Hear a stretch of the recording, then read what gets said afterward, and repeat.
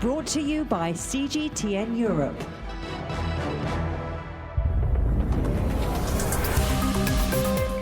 Hello and welcome to this week's Razor podcast. I'm Shini Somara. And I'm Emma Keeling. Today on Razor, I look at how the animal kingdom has responded to the Covid-19 pandemic. I always say that the world's worst ever nuclear accident has done less damage to the ecosystem than people just going about their daily business. And I take a look at new testing technology that could help us in the fight against COVID-19. If our sensor can deliver this signal, and you see how here the concentration of the virus in the air is very high. Now this week, Shini, I'm introducing a new word. It's just a bit of English to go with the science, but don't worry, there is no math. Is there many letters? No, you'll be fine. In fact, you could probably use this in Scrabble, although they probably wouldn't let you. Some of you will have noticed more wildlife in your garden, parks, and even in urban areas. That's because of what scientists are calling the Anthropause. That's the new word I was telling you about. Basically, the worldwide slowing down of human activity, which has led to many animals venturing further afield as we retreated inside. This sounds like a lovely, cuddly, fluffy story, Emma. It is. I am so pleased to say, although there is a dark side, but let's just stick with the cuddly, fluffy side. I think that's a good way to go. I agree. So lockdown has provided biologists with a chance to investigate animal behaviour without the pesky humans getting in the way. I spoke to Dr. Chrstian Rutz from the University of St Andrews to find out about the origins of the term Anthropause. We came up with this term to describe the global lockdown period. We noticed that people started referring to the Great Pause, but we felt that a more specific term would be helpful. And we came up with Anthropause to describe this global slowing in modern human activity. I should say it's a research opportunity that has arisen through the most tragic circumstances. But we feel in our team that it's an opportunity we can't afford to miss. For a very long time, researchers have been interested in measuring the effect of human disturbance on animals, but they are usually limited to looking at a few study sites. They can compare study sites perhaps that differ in human activity levels, like protected and unprotected areas, or they can look at locations where human activity levels have changed over time. But the inferences they can draw from these few sites are quite limited. And the Anthropause gives us a research opportunity to look at this on a truly global scale, because countries went into lockdown during roughly the same time period and imposed very similar restrictions. So we have these all-important replicates across geographic regions and across animal species. So Chrstian and his team seem to be framing it as research and a research opportunity, but what exactly are they researching? It's the impact humans have on the way animals behave. So they're tracing animals, birds, and even marine life to see what they do when we are not around. So the pandemic has presented a very rare moment where humans have been shut inside, and this has given animals more room to move around. I'm sure they'll be so sad now that lockdown's easing in many countries and now all the humans are let out again. So are they hoping that by tracking these animals, it's going to help with the conservation of these particular species? I mean, why are they tracking the movements of these animals in the first place?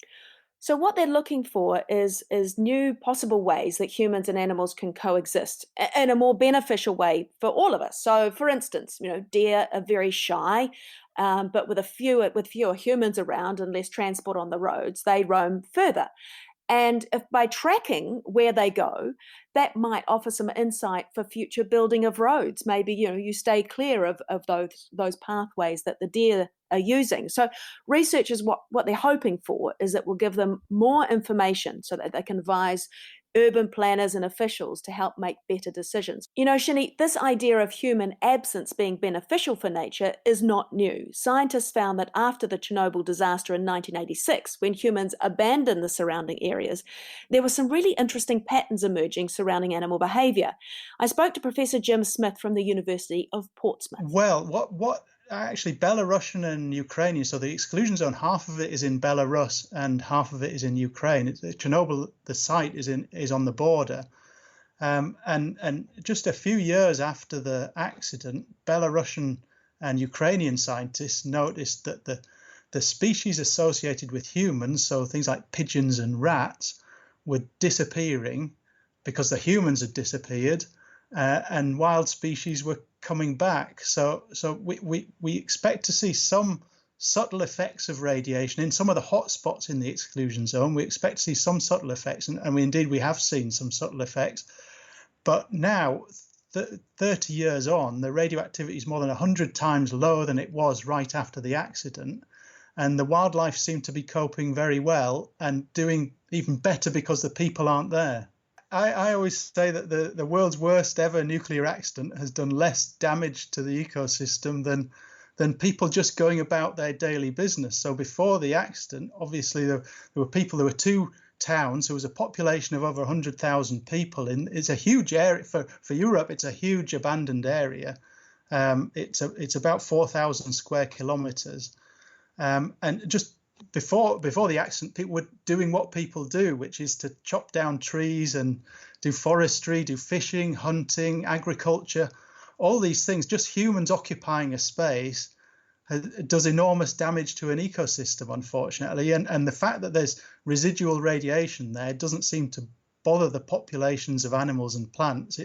It's the benefit of not having us there anymore that's caused a wildlife explosion. This is such a fascinating area of research. I mean, how long would we have to be in lockdown before we start to see wild animals in our streets?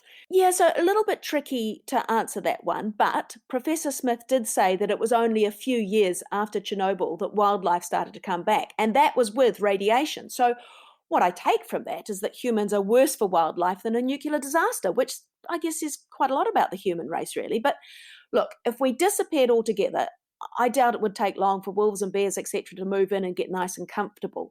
But if you look at what's happened in just a few months during lockdown, I mean, I don't know if you've seen online, Shini, people posting videos and photos of their surprise wildlife meetings. Animals are going to come out when they're not threatened and when the coast is clear. So the longer we stay away, the braver they'll become. I mean, it's a little bit like teenagers, I guess, when parents go away for the weekend, but with far less damage caused. I mean, do you think we'll learn anything from lockdown that maybe we can actually coexist with animals rather than destroying their homes?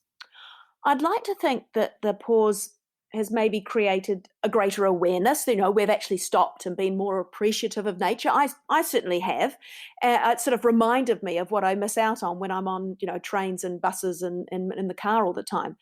And I'd like to think that our priorities might have changed and that we're placing a greater importance on what really matters. And that hopefully that might include, other living things as well. But yeah, as I said, there are billions of us on this planet. We all need to make a living. We need to eat. We all need to live somewhere. It's getting really crowded.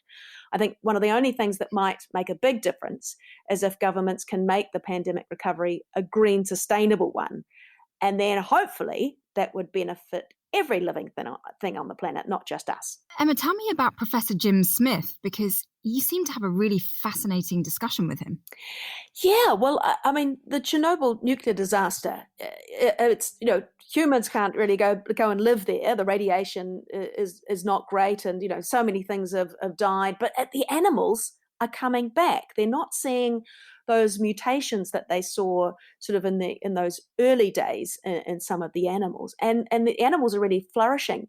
What I found really fascinating is that it was the animals that humans had a lot of contact with, like pigeons and rats.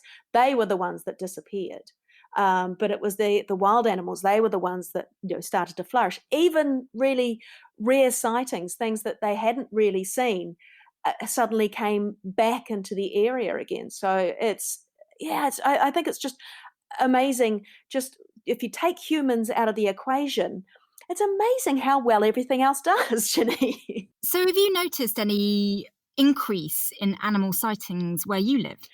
I am a little bit city-centric in London, so no, unfortunately I have not seen deer roaming around. I've seen a lot of bird life in my little garden, and I do know that the foxes are out in force because they keep leaving nasty little presents that are far too close to my courgette plant.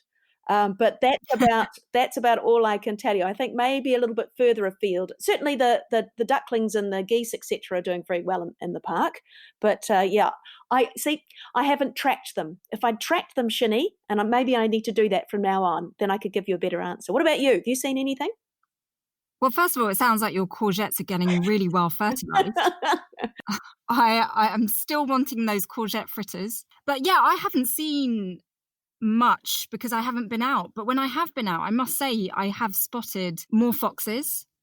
And I've noticed that the birds have been singing louder. And maybe that's just because the traffic noise has gone down.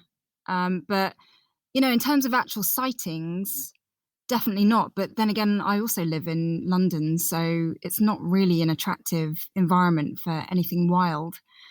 Do you know another thing that has come up actually is that people have had time during lockdown to actually care about the animals that may be in their gardens. So, I've noticed more people have been putting more food out for the birds and just caring a bit more about nature, which is, probably a more sort of general appreciation of the world around us as a result of being confined. In the local park where I live, there's a pond, and as I mentioned, the swans and the ducks before.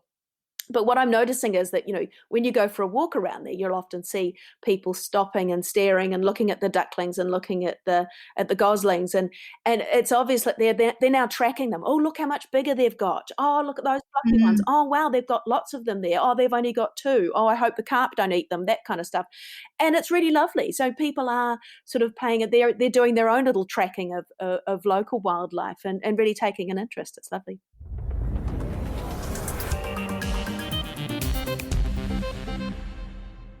Teams around the world are working on technology that could assist in the detection of the SARS-CoV-2 virus. Early detection will be an additional tool to slow down infection rates and prevent a second spike before a vaccine is found. In Switzerland, a team led by Professor Jing Wang has been working to create a biosensor that will be able to detect coronavirus in the air. It sounds clever and very complicated. How does it work? We developed the biosensor trying to detect the coronavirus. Basically, the idea is that the coronavirus, as we know, it's an enveloped RNA virus. So, the diagnosis of COVID-19 is basically trying to measure this RNA with the PCR, so polymerase chain reaction. And we are trying to do the similar detection with this RNA, but we are using a different method. So with this method, basically we have on this plasmonic-based sensor, then we have a functional group. This functional group is connected to the gold sensing element. And then this functional group is basically the matching DNA structure of the RNA. So once this hybridization of the DNA and RNA occurs, and then it causes a signal, and then this signal is detected by our plasmonic sensor. Well, I think it's going to be really useful eventually, once this technology is up and running, to find out the concentrations of the virus in crowded spaces. Because right now we've got all kinds of tests to test whether certain individuals are spreading the virus, or whether they've got, whether they are posing a risk. But what we don't have, which is why this technology is so interesting, is a sensor that can tell us whether large numbers of people congregating is safe or not, based on detecting the concentration of the virus in the air. But rather than hear the explanation from me, let's hear from Professor Jing Wang. We hope that the sensor can contribute to the studies of the transmission routes.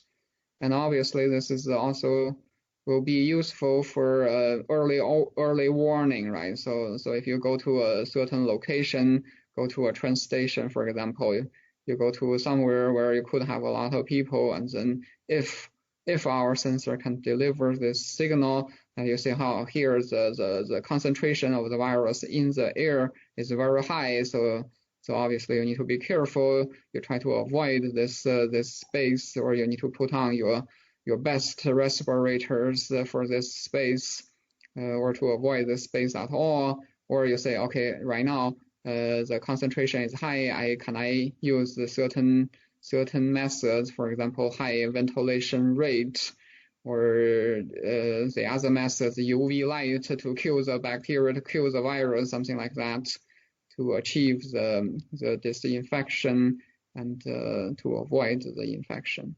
All right, so in South Africa, they're trialling a breathalyzer test for COVID-19, also very clever. So how would this be different? Well, there are so many tests around and being developed at breakneck speed because time is of the essence. But this test is completely different in that it's nothing to do with individuals.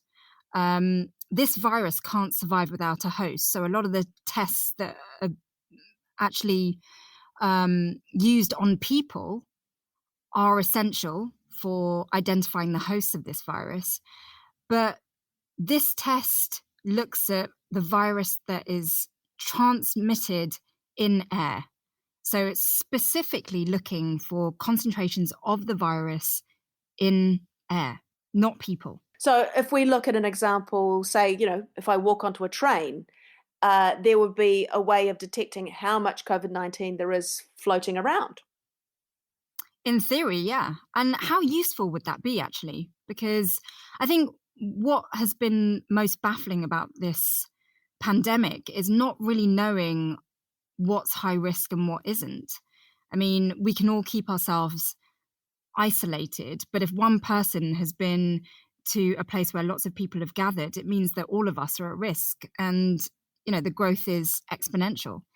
And so to really identify and sort of reduce the risk by having these sensors in places where we will inevitably have to gather, because life will have to carry on as usual, and we will have to meet others and gather in crowds. I think this sensor will be so useful, particularly on public transport, events, concerts, theatres. None of those places can really open anytime soon, even though we're easing out of lockdown. So I think a sensor like this will be so crucial. I just love this whole sensor thing, because to me, to feel comfortable and walking around outside or being in a shop or whatever, to know that the air that I'm breathing is okay, because we don't know how the virus affects all of us. Every one of us is different. Although it could be a bit of a weird situation. You walk in a shop and then suddenly the lights start flashing and it's get out, you've got COVID in here. That could cause a few issues. I think what I like about what's going on at the moment is that I think there's a lot of science that's going on that people are actually following through. The discussions I've had with scientists about SARS, they sort of said, well, SARS sort of died away, and so all the government said, oh, good, we don't have to do anything. So all the funding was taken away, and so there was a lot of things that they were working on that they never really were able to follow through on. But hopefully, they've learned their lesson this time, and so that a lot of the scientists developing all these wondrous things, will be able to take them right through to the end. So that's it for another edition of Razor. Remember to subscribe wherever you get your podcasts. And if you want to see the videos from some of these stories, go to CGTN Europe and type in Razor. Until next time, bye.